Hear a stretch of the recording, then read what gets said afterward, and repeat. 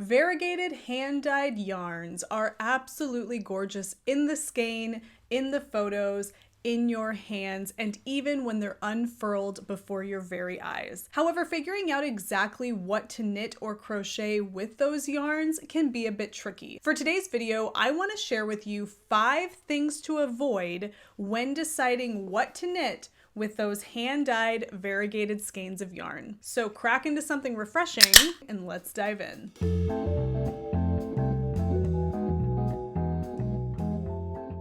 Hello, and welcome to the Wool Needles Hands Midweek Ramble. My name is Taylor and I will be your host. For today's video, I wanted to unpack with you some of my thoughts on things that you might want to avoid when you're trying to determine what to knit or crochet with those beautiful variegated hand-dyed skeins of yarn you undoubtedly have in your stash. Now, many of you know I am the owner and dyer of Fiber for the People yarn, and variegated hand-dyed yarn is my specialty. And I absolutely appreciate the challenge that presents itself when it comes to deciding what to knit with those beautiful skeins of yarn. I have knit with hand-dyed variegated yarns in the past. Some of those things I'm going to share with you guys today. And from those projects, as well as looking at photos of other folks' projects, I've come to learn a few things about what to look for and what to avoid when deciding what to knit or crochet with hand-dyed variegated skeins of yarn. Now, please know going forward with this, much of what I'm telling you here is absolutely based in my own opinion. If your opinion varies or your mileage varies or you simply don't agree with what I'm saying here, that is absolutely okay. Everybody can relax. So just know your opinions and preferences on everything I mentioned here today are your own and they are absolutely valid. Do what is right for you and do what makes you feel good, because that is ultimately the most important thing. Now, before we dive in, I want to let you know that the QR code that you're seeing on your screen now can be scanned by your smartphone if you happen to be watching this from a smart TV. That will take you directly to the show notes for this video. You can also find the show notes, as always, in the description box below this video.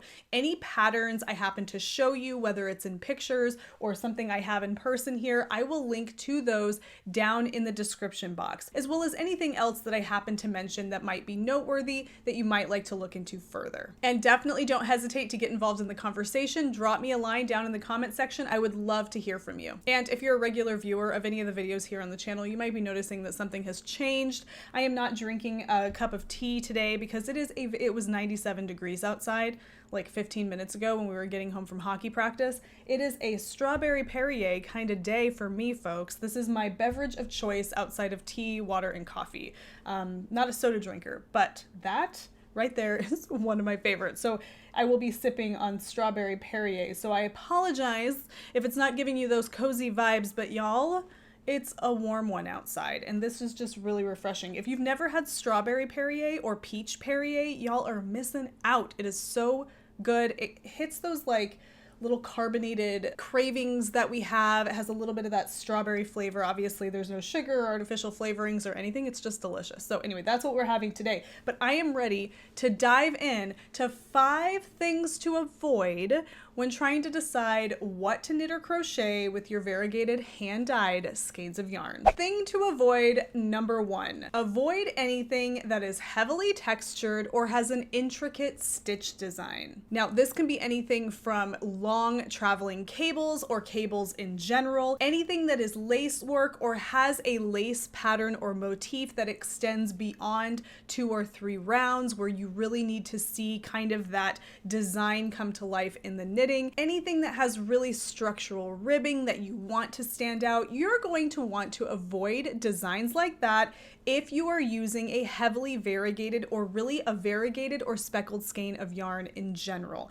Now, sometimes you can get away with things like this if you're talking about a skein of yarn that is very gently speckled, almost like a barely there speckling with pretty much all over solid color otherwise. However, you're going to lose a lot of that texture, a lot of that design that you're going to be working so hard to achieve in all of that busy color. So when you're knitting with something that is heavily variegated or speckled or that is not solid, you really want to let that be the star of the show and knit something or crochet something that is going to have minimal texture and even minimal shaping or minimal design elements. You're looking for something that is very minimal because the star of the show, the loudest member of the party, is going to be that gorgeous variegated skein of yarn. Okay, these next two are going to cancel each other out, but I'm going to give them to you anyways, and you can pick or choose whichever one speaks to you. But the first one I'm going to tell you is to avoid knitting or crocheting anything with small circumferences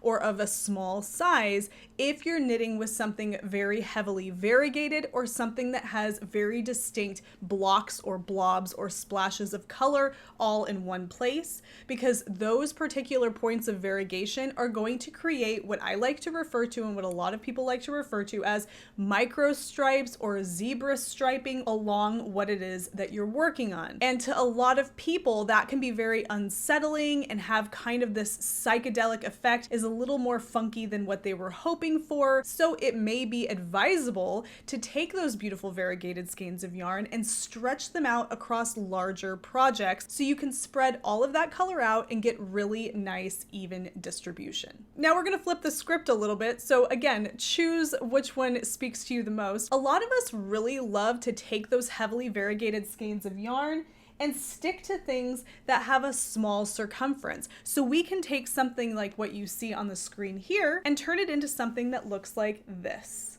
We're leveraging those real beautiful blocks of color to create this really unique striping. Now, when it comes to the thing I said to avoid previously, this may not be what you're looking for. And if this is not what you're looking for and you really don't like that psychedelic striping, you're definitely going to want to knit things that are larger with those heavily variegated skeins of yarn, because that's going to help distribute the color more widely, giving you much less crisp definition and striping. So you really have to figure out what it is that you're going for and stick to the smaller or the larger items depending. So these two kind of piggyback off of one another, and you might even think they cancel each other out, but based on your preferences, you're going to want to keep that in mind. Okay, this next one is absolutely a point of preference, but just be very wary of using a variegated skein of yarn as a contrasting color in a color work project. Now, I want to say this up front. I have seen variegated skeins of yarn used as contrasting colors in color work projects. I have seen it done beautifully. I have seen it done effectively, where those contrasting colors really stand out against a solid backdrop of color. However, so many times, more often than not, I feel like that contrasting motif in the color work project, whether it's a yoke of a sweater or mittens or a hat, it gets lost and muddied up with the background color when you're using a variegated skein of yarn, because there's not enough consistent contrast in that variegated skein of yarn contrasting with the solid background color. You have to be really careful with this. You definitely have to swatch to know that you're going to like what you see, and you have to be cognizant of the fact that your swatch, considering it's probably going to be smaller than the piece that you're knitting, is not going to give you an exact idea of how that variegated yarn is going to unfold across a larger project. My best advice, if you're not so sure, is to avoid using heavily variegated skeins of yarn as contrasting colors in color work unless you know it's going to turn out, unless you've taken the time and done the due diligence to see that it's going to come across the way that you're hoping for. Now, being the type of person that I am, I really like to empower folks to make bold choices when it comes to color. So again, take all of this with a grain of salt. Do what speaks to you. Okay, number 5 is to avoid the assumption that Surrey or mohair, when paired with a base yarn, has to be a solid color. I tend to feel that if you want to explore variegated yarn colorways, but you don't want it to be too chaotic, especially if you're just dipping your toes in knitting with variegated yarn, a great jumping off point is to consider pairing heavily variegated mohair or lace weight yarns with solid base yarns to watch that beautiful variegated color work itself out gradually and a little more subtly across a solid background. And I have an example of exactly what I mean here. I actually have 2 examples. So I'm going to pull these two sweaters out. I'm going to start with this one. This sweater I'm about to show you here was knit using a merino nylon 2-ply yarn in a solid kind of deep teal navy color, which is called Sapphire by Fiber for the People. And over the top of that, I'm pairing a kid mohair silk strand of Fiber for the People yarn in a heavily variegated colorway called Angel Rust. And when you put those two together, you get a really gorgeous and wearable, but also really cool variegated effect. Now, when you look at this, you can see that there's obviously areas where the color is just much more rich in a red, or you can notice that down here there's more of this rust kind of coming through. And the reason that that's happening is because I chose not to alternate skeins when knitting with my variegated yarn. And I'm going to speak about that in just a moment.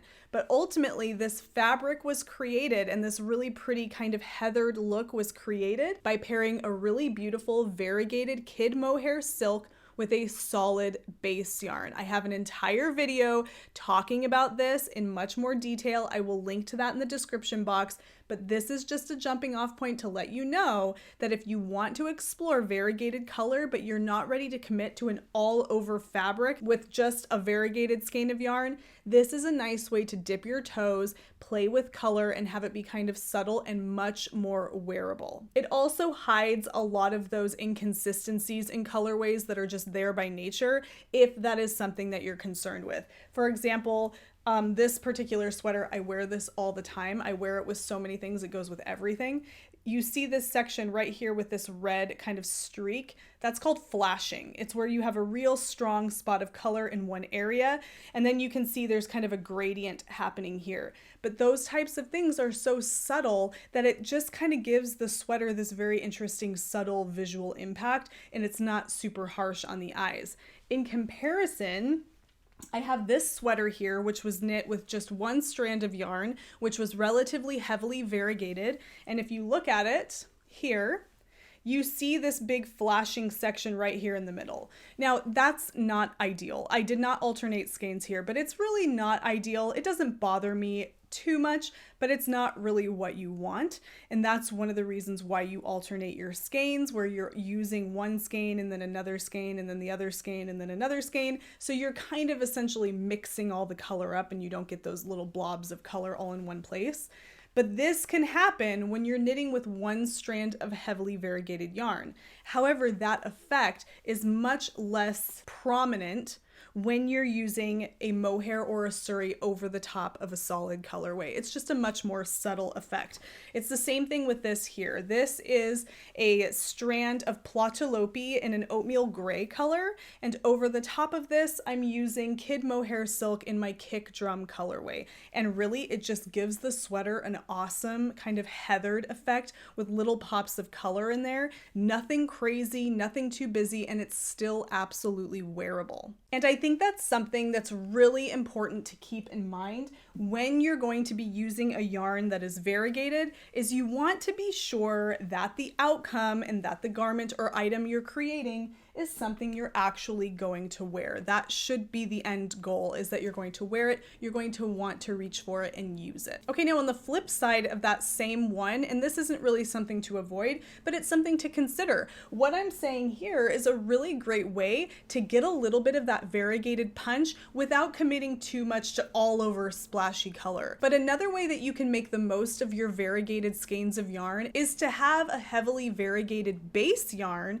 and to pair it with a solid surrey or mohair over the top. For example, this is a little swatch of a colorway that I offer in the shop occasionally called Titanium.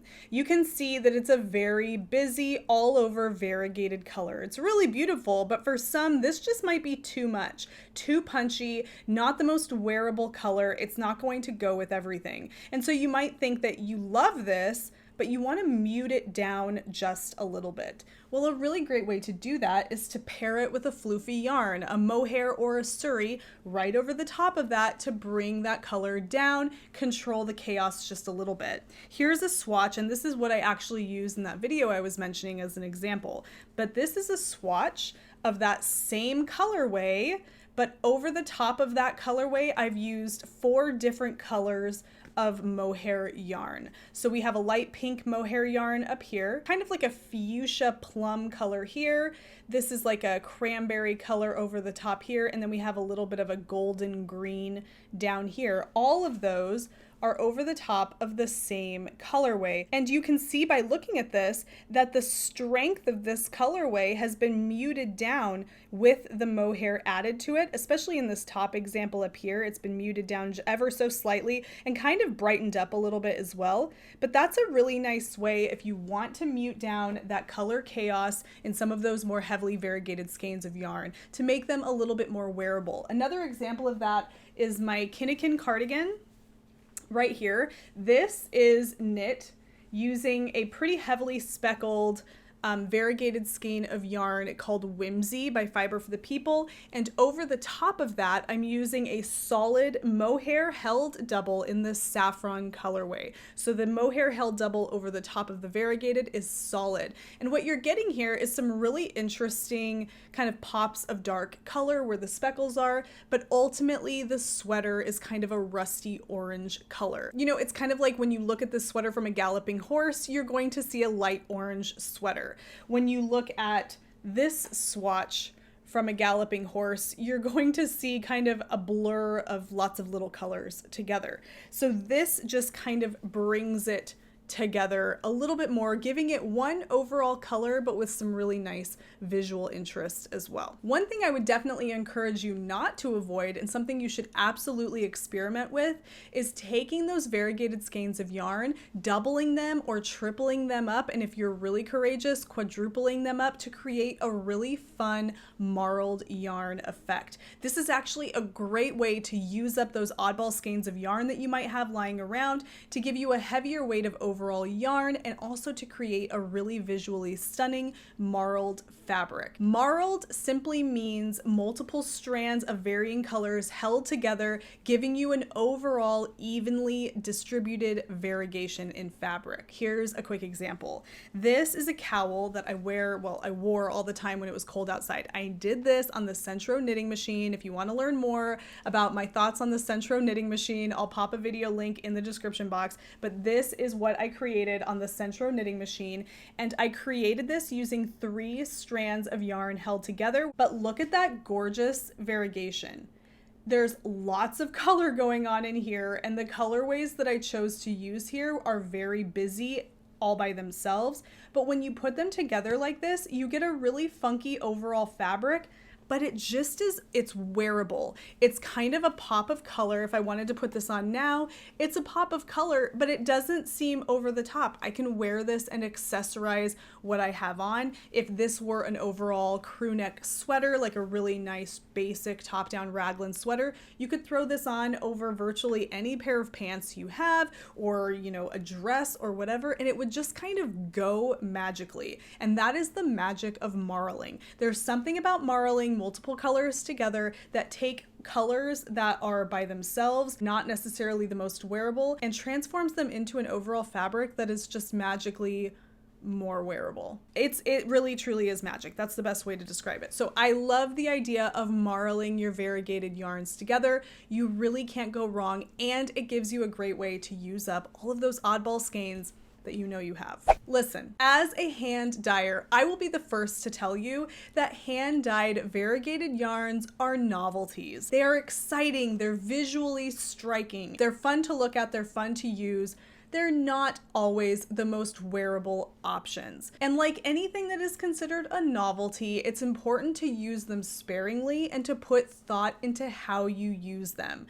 I don't personally think that variegated skeins of yarn should be thought of as your go-to everyday workhorse style of yarn, because it's not going to produce those garments that are going to be your go-to everyday workhorse garments. Now, again, mileage may vary. Don't come at me in the comments. We all have preferences. But I'm just telling you my own personal preferences, and I suspect the preferences of a lot of folks, is that garments or items knit or crocheted with these yarns are going to be very punchy and visually striking, and with things like that, they're not always going to blend seamlessly into your wardrobe and be the most wearable items. Now, if that's what you're going for, if you're going for a conversation starter, if you're going for a statement piece and your intention is to be loud and over the top with color, I am with you 100%. However, if you're really trying to create a wearable wardrobe and you really want to produce knits that you're going to wear or that you're going to gift to somebody that you know they're going to be able to wear, use these yarns sparingly, thoughtfully, and with intention, and avoid some of the things that I mentioned here. Now, I also want to mention that this is the beginning of what's going to be a larger series of videos where we talk about how to make the most of your variegated skeins of yarn. I do a lot of research with this topic in just my day-to-day work and also in my own knitting, but it's something I'm really interested in exploring further with you. Also, don't forget, this video, just like most of my midweek ramble videos, is based on an idea that was submitted over at the Wool Needles Hands tip line. If you would like to leave me a suggestion for upcoming midweek ramble videos, that's the place to do it. I will link to that down in the description box, and I'll pop the website up on the screen for you here. Thank you so much for taking the time out of your day to hang with me as I share my thoughts on things that you might want to avoid when deciding what to knit or crochet with those hand-dyed skeins of yarn. It is always so nice to spend this time with you, and it means so much to me that you're here. If you took value or learned anything or even enjoyed yourself in the slightest with today's video, please don't forget to drop me a like, definitely subscribe, click the bell icon so you can be notified anytime I upload new content here on the channel, which is every Wednesday and every Sunday. And if you would like to support the channel even further, don't forget to check out the merch shop where we have lots of fun conversation starters. I know there's going to be something over there that you love.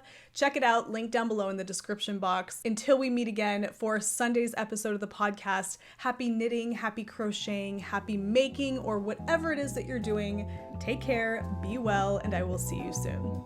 Bye.